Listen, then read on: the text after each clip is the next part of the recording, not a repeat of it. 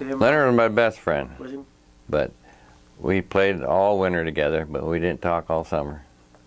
That's a great statement. Well, that was just because he made me start last, no matter what happened. And so, were there any rule books, or was it sort of within his discretion? Leonard made his rules up as we went along. Is that right? Around that third and fourth turn. I'll tell you what, you didn't want to be in front of Tom Dill. You win! Dill would scare you. Yeah. I mean, I was in the points most of the time, and Dill wasn't a lot of time, and he didn't care if he won or not. You know, if he can't win, he don't want to finish. He wanted to win. That's the only way. Right. And if you were in his way, look out. When the But he used to scare me. I was a little kid. Mm-hmm. I only weighed nothing. This guy was an animal. Then he'd come down to my shop and laugh and carry on, and here, I'm going to kill him. And he thought nothing of it.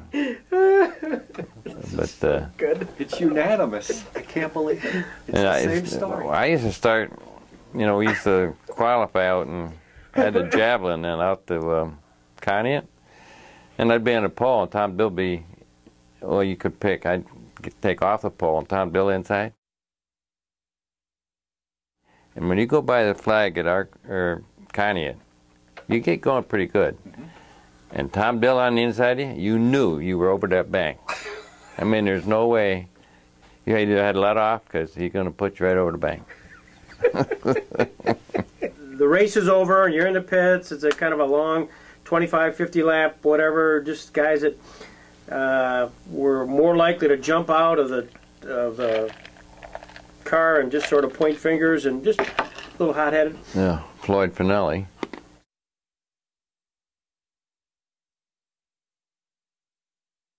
Your success in sportsman is unparalleled. Yeah. Why? What made your vehicle so unique? I don't know. It was easy back then, it seemed like. But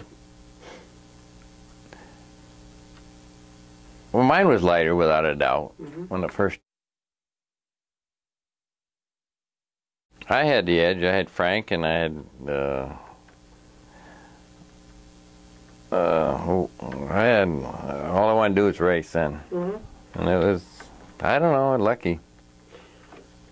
At the same time, you're racing late models. So, I mean, not only the success of the sportsmen, but the success of the late models.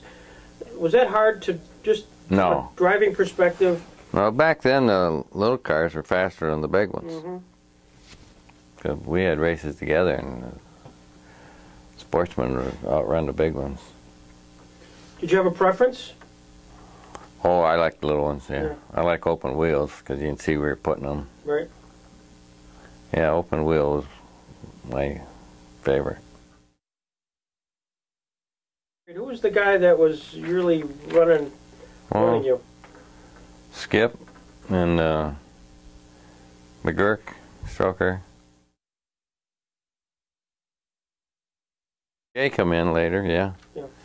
Jay, he was good, but me and Jay got along real good. We never had a problem on the track. Mm-hmm. He's real fair. Mm-hmm. And he's my same age, maybe a year older. Sorry. But Jay made me pay attention. He come to the track with good stuff. Mm-hmm. Balanced motors, and he had know-how, and he made me pay attention.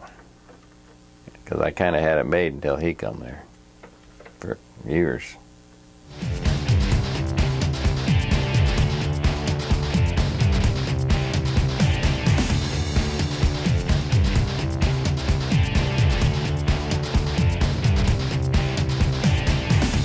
You at a point where you were making enough money to say you far exceeded your work?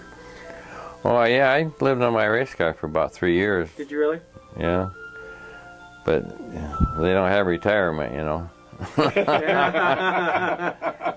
That's funny. And but I lived on it. But I used to make $117 a night winning a heat semi feature. Was that right? With the little car. Yeah, just a little car. And we do that 3 nights a week. And when I went to work, I only brought home $39 a week. I had a bad wreck. Did you really? Well, I didn't get my front roll bar padded, and This would have been what year? we didn't have seat belt. All we had is seat belts, you know. Okay, right. These were No harnesses. no harnesses, and we didn't have fire suits or nothing, you know, back there early. All I ever wore was a T-shirt, and my first helmet just had leather from the ears down, you know. Probably 63. My neck stretched out and hit the front roll bar, and Litz and Parmenter got together and they went in the infield. And it was so dusty, I never lifted. I was running second, and somehow they got back out on the track in front of me, and I hit them full bore and put a hole in my head there. And they had me dead, but I come out of it. How long did it take for you to kind of get back in the saddle? Well, I had Bob drive for me for 2 weeks, my little car. Because he's the only one I knew could take it to the front, because it was powerless. It didn't have no power. And I knew Bob could get it there. At some point, you get back in there, in the car. Was there that first time you strap on the helmet? Nah. When the flag drops, the bullshit stops. You know. It's all over. Yeah. You don't think of nothing except running. I mean, that's the way I was. But what was funny, way back when I started, you got paid that night. And so if you didn't wait around, especially them 100-lappers, they didn't know who won. I mean, you couldn't keep track of them.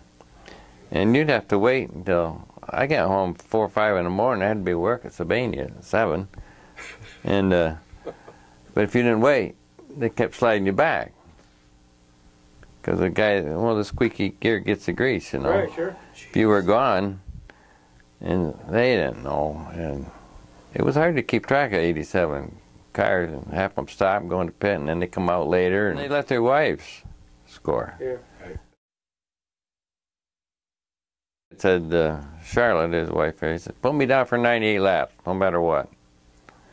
So up in Erie, I won the race, and some guy rolled over, Leon Lindstrom, but they stopped the race at 98 laps. Well, here I'd lapped way ahead 6, 8 times. He gets second because his wife rode him down for 98 laps, and there was nobody else in 98 laps but me. I said, Whitehead, how did you do that? Well, he said, I told her to put me down for 98 laps, no matter what. Great story. Wow. No, that happened. Yeah.